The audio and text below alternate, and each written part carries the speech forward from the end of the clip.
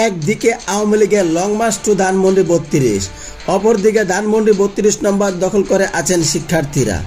বৈষম্য বিরোধী ছাত্র আন্দোলনের ঢাকা সপ্তাহব্যাপী রেজিস্ট্যান্স উইক কর্মসূচি দ্বিতীয় দিনের মতো চলছে।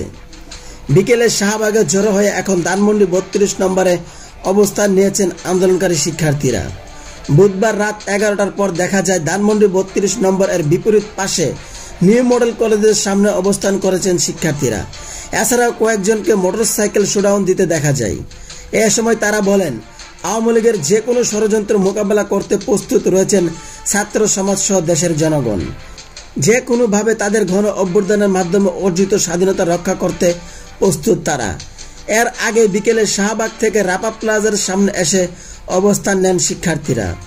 এরপর প্রশাসন তাদের সরিয়ে দিলে তারা নিউ মডেল কলেজের সামনে অবস্থান নেন। এর আগে শাহবাগে জড়ো করে বৈষম্য বিরোধী ছাত্র আন্দোলনের সমন্বয়ক আবু বাকের মজুমদার বলেন, অধিকার আদায়ে আমরা সবসময় রাজপথে থাকব।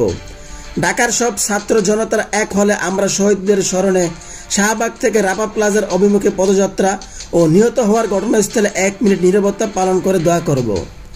বৈষম্য বিরোধী ছাত্র আন্দোলনের অন্যতম সমন্বয়ক সার্জিস আলম বলেন, ঘন অভ্যুত্থান করেছি, এবার সেই ঘন অভ্যুত্থান রক্ষা করতে আমরা সবাই জড়ো হয়েছি। এখন থেকে রাজপথে শুধু আমাদের দখলেই থাকবে।